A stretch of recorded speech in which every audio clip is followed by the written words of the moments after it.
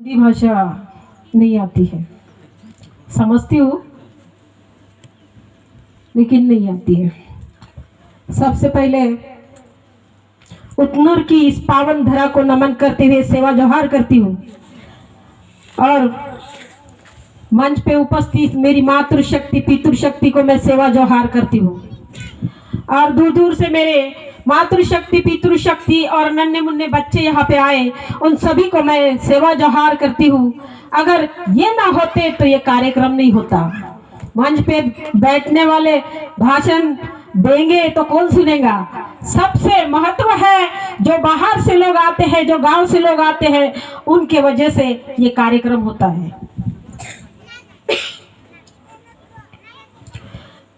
मुझे सुनने में आया है कि इस क्षेत्र में सबसे ज्यादा आदिवासी है, सबसे ज्यादा आदिवासी है।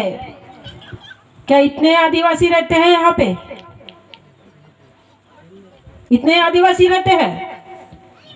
और सबसे पहले मैं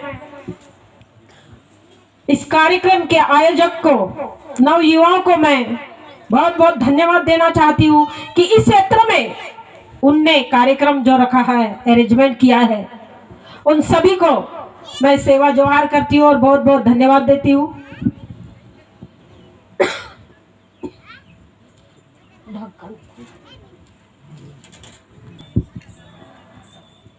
हम गोंड है, हमें गोंडी आना चाहिए। मुझे बड़ा दुख है कि मुझे गोंडी नहीं आती है, लेकिन समझती जरूर हूँ, क्योंकि हम सबसे पहले गोंडी का अर्थ समझना चाहिए। गोंड का अर्थ, गोंड यानी गोल, गोल यानी अंडा, अंडा यानी पृथ्वी। ये पृथ्वी जो है हमारी, ये गोल है और उसी का नाम जो है ये गोंडवाना, जो अपन बोलते हैं, ये नाम है वो गोंडवाना का। अब गोंडवाना क्यों बोला जाता है? या हम ये पीला जो गमछा है, पीले जो वस्त्र है, पीला जो चावल है, हम क्यों इस्तेमाल करते हैं? सबसे पहले खेती बाड़ी बहुत है यहाँ पे। आपके क्षेत्र में पूरे खेती बाड़ी वाले हैं। आप जिस वक्त अनाज का दाना उस भूमि में डालते हो, सबसे पहले जो जमीन से दाना जो कोम निकलता है वो पीला होता है और जमीन के ऊपर आने के बाद वो हरा होता है। तो महत्व किसको है? पीला वस्त्र, पीला चावल, पीले को हम बहुत महत्व देते हैं। गोंडवाना में पीले वस्त्र को या पीले चावल को ज्यादा महत्व देते हैं, क्योंकि ये नेचुरल है। हम जो कुकू लगाते हैं, अब महिला मांग में सिंदूर भरती है, कुकू लगाती है माथे पे। हमारे इसमें कुकू का रिवाज नहीं है। हमारे इसमें, हमारे शादियों में या हमारे किसी भी कार्यक्रमों में जो सिंदूर, जो कुकू जो लगाते हैं आप, उसका महत्व नहीं है, क्योंकि ये बाद में चलन में आया, जो बनाया है, बेचा है, अपने बिजनेस के लिए लोगों तक पहुंचाया है। हम मानते हैं सिर्फ पीले को, चावल को। ये कुकू हम लोग नहीं लगा सकते। अगर किसी की शादी होने की रही तो किसी ब्राह्मण को बुलाने की जरूरत नहीं है। हमारे इसमें किसी ब्राह्मण को नहीं बुलाते। हमारे इसमें सबसे पहले एक नारियल का जो कटोरा रहता है, उसमें दाना डाल के दोनों दाने एक जगह आए, तभी वो शादी इन लोगों की कर दिया जाता था। लेकिन आज हम कुंडलियां मिलाने जाते हैं। गलत है, ये गलत है। हमारे समाज में ये होता नहीं है। हमारे समाज में दाने से ये शादी होती थी। अनाज, आज भी हमारे इसमें अनाज को महत्व है, लेकिन नई प्रथा चली आ रही है। उस वजह से हम लोग हमारे जो संस्कृति, परंपरा, सभ्यता को भूल के हम भटक रहे हैं। लेकिन अभी हमें ध्यान देना है कि हम यहाँ के राजा महाराजा थे। कौन थे हम? इस गोंडवाना भूमि के राजा महाराजा थे। हमारे राज्य में, गोंडों के राज्य में सोने के सिक्के चला करते थे। किसी भी राजा ने, किसी भी मंत्री तंत्री ने आज तक सोने के सिक्के नहीं चलाए, वो हमारे गोंड राजा ने चलाए। किसने? जो शासक करते थे हमारे गोंड राजा, उन्होंने वो सोने के सिक्के चलाए थे सबसे पहले। उसके बाद में ये पैसे का चलन निकला है। आज तक आप बताइए किसी भी राजाओं ने सोने के सिक्के चलाए क्या? नहीं चलाए, और चला भी नहीं सकते। कि हमारी संपदा है, वो जमीन है, हमारे जमीन के अंदर सोना चांदी हीरे मोती कोयला क्या नहीं है? हमारे जमीन के अंदर सब कुछ है। जो हमारी दिनचर्या है, जो हमें शरीर के लिए जो चाहिए, वो सब ये जमीन से हमको मिलता है। जमीन से ही अनाज मिलता है। अनाज जो हम खाते हैं, ये धरती दाई हमको सब कुछ देती है। और आज हम हमारे कार्यक्रम रहे तो हम लोग बोलते हैं कि क्या कोई आता है, भाषण देता है, चले जाता है। लेकिन यही कार्यक्रम कोई नेताओं का रहता था तो थोड़ा सा दारू मुर्गा या पैसे देते तो अभी भीड़ जमा हो जाती थी। क्योंकि हमको मालूम नहीं, हम यहाँ के राजा महाराजा थे, लेकिन आज हम प्रजा बनने के लायक नहीं है। हमने हमारा इतिहास बदल दिया है, हमारा राजपाट बदल दिया है। क्योंकि हमारे पास में कितना बड़ा अधिकार है, हमारे पास में कितना बड़ा अधिकार है, ये हमको मालूम नहीं है। हम एक राजा को भिखारी और एक भिखारी को राजा बना सकते हैं। इतना बड़ा पावर और इतना बड़ा अधिकार हमारे पास में, लेकिन वो हम समझेंगे तब ना। अधिकार इतना बड़ा है आप लोगों को वोट देने का। काय का है? वोट देने का। अरे जब कोई गोंड समाज का खड़ा होता है तो नीचे गिरता है परफेक्ट। तो भाई क्योंकि गोंडी लोग उसको साथ नहीं देते हैं, गोंड लोग ही उसको साथ नहीं देते हैं। वो बोलता है कि उधर पैसे मिल रहे हैं, इसके पास तो कुछ नहीं मिल रहा है। इसलिए ऐसा कर करके हमारे राजपाट चले गए, ऐसे कर करके हमारे राजपाट चले गए। इसलिए हम आज ये दशा में हैं। हमारा राजपाट था, हमारी जमीन है, लेकिन आज राजगद्दी पे कौन बैठे हैं? दलाल लोग बैठे हैं। राजगद्दी पे दलाल लोग बैठे हैं। अगर हमारे अंदर एकता रही, हमारे अंदर अगर एकता रही, तुम्हारे गोंड समाज का एक निर्दलीय खड़ा कर दो गोंड, ताकि वो तुम्हारे गांव का काम कर सके, आपके गांव के लोगों का काम कर सके, उनकी समस्या पे समाधान कर सके। सरपंच चुनो, नगर सेवक चुनो, इधर क्या रहता वो चुनो, पर अपने गोंड समाज का चुनो। जब इतने गोंड तुम्हारे इसमें है और नेता दूसरे बन रहे हैं, तो ये हमको समझना चाहिए। क्योंकि हम जाति पाति में चले गए हैं। बोलते हैं कि ओबीसी, एससी, एसटी, मुस्लिम, सिख, ईसाई। जब मानव की उत्पत्ति हुई, मानव की उत्पत्ति कैसी हुई मालूम है? सबसे पहले तो जल ही था, फिर जमीन बनी, जंगल, अग्नि, वायु, ये 5 तत्व बने।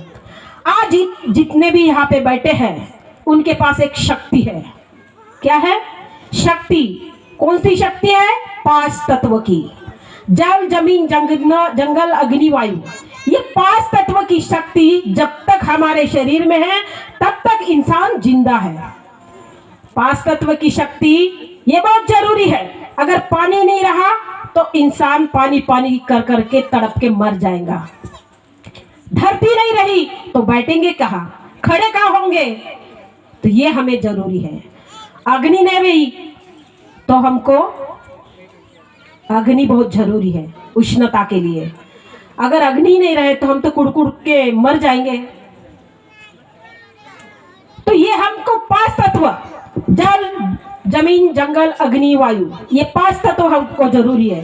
तो उस पानी में जीव जंतु की निर्मित हुई। जिस वक्त हम काम पे जाते हैं, ड्यूटी पे जाते हैं, एक डब्बा देती है हमारे घर में अपनी माँ या बीबी, डब्बा देती है, हम काम पे जाते खाते नहीं, दूसरे दिन वो डब्बा वैसा रहता, 2 दिन में उस डब्बे में जीव जंतु गिरते बारीक बारीक, मालूम है? खराब हो जाता है खाना तो उसमें जंतु गिरते हैं ना, तो वो जंतु गिरते हैं, तो वो जंतु की निर्मित हुई, पानी में वो जंतु की निर्मित हुई। जैसे जैसे बड़े हुए कुछ मछलियां बनी, कुछ रेंगने वाले कीड़े जिसको हम सांप बिच्छू जो बोलते हैं ना, रेंगते हैं, सबसे पहले उनकी उत्पत्ति हुई। उसके बाद में जानवरों की उत्पत्ति हुई, उसके बाद में जानवरों की उत्पत्ति हुई, और उस जानवरों के बाद में जीना चालू कर दिए, ऑक्सीजन लेना चालू कर दिए, उसके बाद मानवों की उत्पत्ति हुई। तो आप बताइए कौन सा समाज था तब? कौन सा जाति धर्म था? कोई जाति धर्म नहीं था तब, कोई जाति धर्म नहीं था। जाति धर्म आज पैदा हुआ है, हम एक दूसरे की टांग खींच रहे हैं। जाति धर्म तब नहीं था, जाति धर्म आज है। तब कोई ये नहीं बोलता था कि एसी है, एसटी है, ओबीसी है, जो भी है, तो तब द्रविड़ बोला जाता था। द्रविड़ का मतलब है जाति प्रथा नहीं। द्रविड़ का अर्थ है जाति प्रथा नहीं। तो ये हम लोग थे। लोग बोलते हैं तुम्हारे इधर भी आदिवासी रहते हैं, तो मैंने जब भी एक बस में बोला इधर भी आदिवासी भी, मैंने बोला कि ये धरती जब बनी तब कौन थे? तो आदिवासी थे ना। हाँ मैडम बोले। तो मैं बोली तू भी आदिवासी, मैं भी आदिवासी, ये सभी आदिवासी है। अभी ये जाति प्रथा निर्माण की, इसलिए अलग अलग हो गए। तो जाति प्रथा हमारे इसमें नहीं रहती। आजकल हमारे इसमें होने लगा है, चालू हो गया है जाति प्रथा, तू बड़ा मैं छोटा, तू बड़ा। तो हमको सबसे पहले हमारी जो संस्कृति चले आ रही है, हमारा जो कल्चर चले आ रहा, वो छोड़ने का नहीं है। आजकल लड़का लड़की प्यार करते हैं और दूसरे लड़कों से शादी करते हैं, तो ये गलती नहीं करने का। शादी करना है अपने गौड़ समाज के लड़कों से ही करो, शादी अपने गौड़ समाज के लड़कों से ही करो, क्योंकि आपने अगर दूसरे समाज के लड़कों से शादी करेंगी तो आपको आदिवासियों का अधिकार नहीं मिलेगा। दूसरे लड़के से अगर शादी की, तो अगर लड़के ने भी किया, दूसरे समाज की लड़की लाया, तो उसको भी अधिकार नहीं मिलेगा। ये सरकार ने डिक्लेयर किया है। नव युवा पीढ़ियों ने जागरूक होना चाहिए, पढ़ लिख कर डॉक्टर, इंजीनियर, कलेक्टर, कमिश्नर बनना चाहिए, ताकि आदिवासी समाज के बहुत कम लोग हैं जो ऊपर के ओहदे में जाते हैं। लेकिन हम पढ़ेंगे नहीं तो आगे बढ़ेंगे कैसे? सरकार ने एक योजना निकाली है, 1ली क्लास से 5वीं क्लास तक बच्चों को पास किया जाए। बच्चे पास होते हैं, हमारे माता पिता पूछते नहीं है, बड़े खुशी होती है मेरा बच्चा पास हो गया, मेरा बच्चा पास हो गया। लेकिन उनने ये नहीं सोचते कि मेरे बच्चे ने तो पढ़ाई नहीं की, पास कैसा हो गया।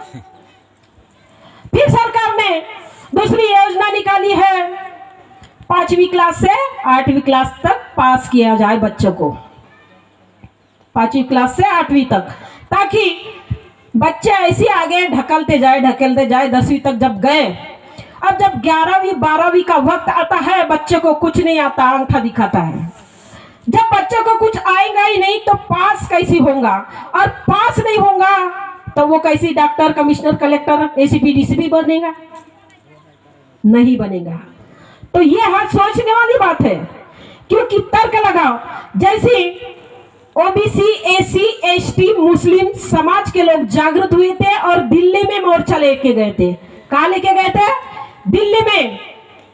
एनआरसी के ऊपर, जो सरकार ने जो एनआरसी निकाला था उसके ऊपर दिल्ली में मोर्चे लेके गए थे, आदिवासी, एसी, एसटी, मुस्लिम। तो मोर्चे लेके गए तो सरकार की हिल गई खुर्ची, सरकार की हिल गई। जब कुर्सी हिल गई तो उसको डर लगने लगा, तो उसने एक बीमारी लाया बाहर से। कौन सी? कोरोना। कौन सी बीमारी लाया? कोरोना लाया बाहर से, ताकि लॉकडाउन लगा दिया, कर्फ्यू लगा दिया, अपने अपने घरों में रहो। 5 जन भी बाहर खड़े नहीं रह सकते थे। अरे तुम बाहर ही नहीं निकलोगे, 5 जन बाहर बात ही नहीं करोगे, तो क्या मोर्चा लेके जाओगे और क्या अपनी मांगे पूरी करो बोलोगे? तो ये सरकार की चाल है। ये स्लो पॉइजन दिया जा रहा है आम जनता को। स्लो पॉइजन यानी डॉक्टरों का फायदा। एक पेशेंट के पीछे 1.5 लाख रुपए डॉक्टरों को मिल रहा है। अगर कोरोना पेशेंट रहा तो एक पेशेंट के पीछे 1.5 लाख रुपया। डॉक्टर तो लबालब पैसे से मालामाल हो गए, लेकिन जिनको बीमारी भी नहीं थी उनको कोरोना बताया गया और मार दिया गया। उनकी किडनी निकाल लिया गया, आंखें निकाली गई, और अंदर में जो काम के पार्ट है जो लाखों करोड़ों में बिकते हैं वो पार्ट निकाल दिए गए, बेच दिए गए, और बॉडी को सील के पैक करके जला दिया गया। परिवार को मुंह भी नहीं दिखाने दिया। क्यों ये ऐसा किए? तो इसका मतलब यह है कि ये शरीर के बॉडी के पार्ट भी बेच दिए। ये जनसंख्या अगर कम हो गई तो सरकार को कोई बोलने वाला नहीं बचेगा ना। थोड़े बहुत बचेंगे तो ऐसे ही दबा देंगे। इसलिए इन लोगों ने बाहर से कोरोना लाया, और वो कोरोना आम जनता को बहुत भारी पड़ा। 1 साल तक ये कोरोना चलता रहा, आम जनता की कमर तोड़ के रख दिया है। लेकिन फिर भी हम उसी को बिठाल रहे हैं राजगद्दी पर। अरे इस गोंड लोग इतने हैं इस धरती पे, या पेशाब करी तो पूरी दिल्ली बह जाए, इतने गोंड हो तुम लोग। लेकिन अपने अधिकार को पहचानो। तुम्हारा अधिकार क्या है? जल, जंगल, जमीन सब तुम्हारी है। कहाँ गई जमीन? कहाँ गई तुम्हारी? तुम बोलते गोंडवाना लैंड था,